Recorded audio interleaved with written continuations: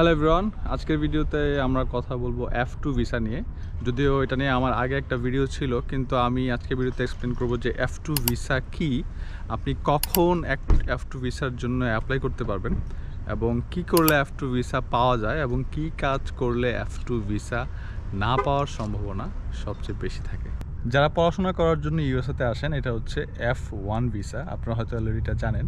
এবং F1 ভিসার dependent হিসাবে যখন আপনি আসবেন বা অ্যাপ্লাই করবেন, সেটা হচ্ছে F2 ভিসা। ধরেন আমি যদি এখানে মেইন স্টুডেন্ট হই, আমার ওয়াইফ হবে F2, অথবা কোনো ওয়াইফ মানে আমার ওয়াইফ যদি এখানে F1 হয়, আমি যদি ডিপেন্ডেন্ট হিসাবে অ্যাপ্লাই করি, সেখানে আমার ভিসাটা হবে F2। এই হচ্ছে বেসিক বিষয় F2 ভিসা। কারণ আমি এটা এই জন্য এক্সপ্লেন করছি, কারণ অনেকের প্রশ্ন করে, ভাই আমি F2 ভিসা অ্যাপ্লাই করতে চাই। ধরেন তার বউ আমেরিকায় নাই, তার বউ তার জন্য অ্যাপ্লাই করে নাই, সে হয়তো কোথাও থেকে শুনছে যে F2 স্পাউস ভিসা, সে বিবাহিত না, সে বলবে যে আমি F2 ভিসা অ্যাপ্লাই করতে চাই। তো এই জন্য আপনাদেরকে এই বিষয়টা প্রথমে আমি ক্লিয়ার করতে চাই যে F2 হচ্ছে আপনি একজন ইন্টারন্যাশনাল স্টুডেন্টের ডিপেন্ডেন্ট হয়ে যখন আপনি অ্যাপ্লাই করবেন, তার স্পাউস হয়ে, সেটা হচ্ছে F2 ভিসা। এবার আসেন আমরা জানি যে আসলে আপনি কখন F2 ভিসার জন্য অ্যাপ্লাই করতে পারবেন।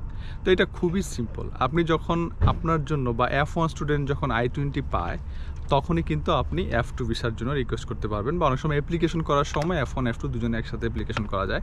সেক্ষেত্রে আপনারা একসাথে I-20 নিয়ে আপনারা যদি চান, একসাথে আপনারা এম্বাসি ফেস করতে পারেন। ইভেন আপনার যদি বেবি থাকে, বেবি সহ আপনি এম্বাসি ফেস করতে পারেন। এটা হচ্ছে প্রথম বিষয়। দ্বিতীয় বিষয় হচ্ছে, আবার এমন হতে পারে যে আপনি ভিসা পেয়ে ইউএসএতে আসছেন, এসে তারপর আপনি আপনার স্পাউসের জন্য অ্যাপ্লাই করবেন। এটা বলার জন্য যে আপনি এখানে আসলে ভালো ফিল করতেছেন না, একা একা আসছেন। এটা এক্সপ্লেন করার জন্য অনেকে এটা করে যে এখানে আসার পর অ্যাপ্লাই করে। তো সেক্ষেত্রে আবার অনেকে প্রশ্ন করে যে কতদিন পরে, কত মাস পরে আমি অ্যাপ্লাই করতে পারি। এটার আসলে নির্দিষ্ট এরকম কোনো ধরাবাঁধার নিয়ম নাই। আপনি ইউএসএ আসার পরই আপনি অ্যাপ্লাই করতে পারেন। চাইলে আপনি 1 মাস পরে করতে পারেন, চাইলে আপনি 1 সেমিস্টার পরে করতে পারেন, 2 সেমিস্টার পরে করতে পারেন।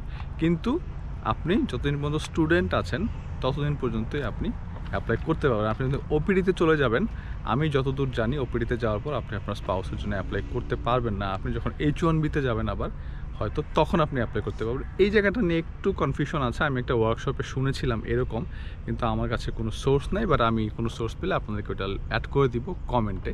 তবে আপনি F1 থাকাকালীন সময় আপনার অ্যাপ্লাই করাটা আপনার জন্য বেটার। আর যদি আর্লি করেন, লাইক ফার্স্ট সেমিস্টারের মধ্যে বা সেকেন্ড সেমিস্টারে, এটা বেটার। F2 ভিসা হওয়া বা না হওয়ার কিছু কারণ, সেগুলো আমি আপনাদের সাথে একটু এক্সপ্লেন করতে চাই। কারণ আগে খুব কম দেখা গেছে যে F2 ভিসা রিজেক্ট হয়, কিন্তু এখন দেখা গেছে যে অনেক F2 ভিসা রিজেক্ট হচ্ছে। ইভেন যারা ইউনিভার্সিটি চেঞ্জ করে নাই, তারপরে F2 ভিসা রিজেক্ট হয়। কিন্তু একটা জিনিস মাথায় রাখবেন, যারা ফুল ফান্ড নিয়ে আসে, স্কলারশিপ নিয়ে আসে, তাদের ক্ষেত্রে আমি কখনো দেখি নাই তাদের F2 ভিসা রিজেক্ট হয়েছে। কিন্তু যারা সেলফ ফান্ডে আসে আমার মতো, সেক্ষেত্রে বেশিরভাগ মানুষেরই F2 ভিসা হয়ে যায়। কিন্তু ইদানিং অনেকের F2 ভিসা হচ্ছে না। এটার বিভিন্ন কারণ থাকতে পারে। একটা কারণ হচ্ছে আপনার ইউনিভার্সিটি চেঞ্জ করে ফেলা, মানে আপনি যে ইউনিভার্সিটিতে আসছেন সেখান থেকে কম দামি ইউনিভার্সিটিতে চলে গেছেন। কোনো কিছুরই ইউএসের ক্ষেত্রে গ্যারান্টি দিয়ে বলা যায় না যে this is the exact reason for your refusal, but এটা ওয়ান অফ দ্য রিজনস যে আপনি আপনার F2 আসতে পারবে না, কারণ আপনি আপনার ইউনিভার্সিটি চেঞ্জ করে ফেলছেন। সেই কারণে হয়তো ভিসা অফিসার মানে সেরকম বিশ্বস্ত ফিল করতেছে না যে আসলে আপনার F2কে ভিসা দেওয়ার দরকার।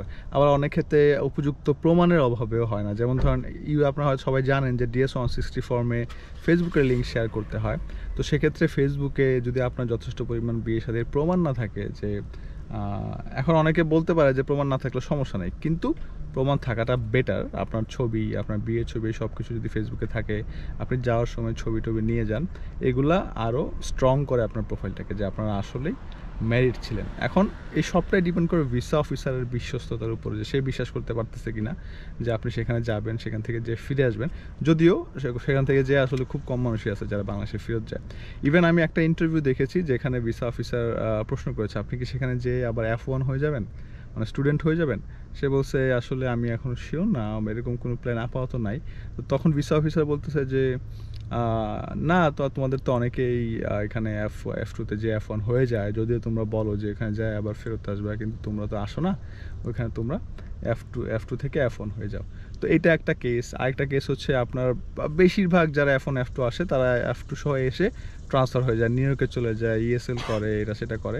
তো যেই কারণে পরবর্তীতে যারা F2 হিসেবে দাঁড়ায়, সেক্ষেত্রে তাদের সন্দেহ থাকে যে ওরা আসলে সেখানে পড়াশোনার জন্য যাচ্ছে না, ওরা এখানে যাচ্ছে জাস্ট ওখানে যায় সেটেল হওয়ার জন্য। তো এটা একটা কারণ যে F2 যে রিফিউজাল বাংলাদেশ থেকে এখন কম্পারেটিভলি একটু বেশি হচ্ছে। তারপরও এত সব কিছুর মাঝেও ভিসা হচ্ছে, পোলাপান যেসব ইউনিভার্সিটিগুলো নষ্ট করে ফেলতেছে এগুলো ছাড়া আবার নতুন নতুন ইউনিভার্সিটি বের করতেছে, এসে সবাই ইউএসএ চলে যাচ্ছে বা কম দামি ইউনিভার্সিটিতে পড়াশোনা করতেছে।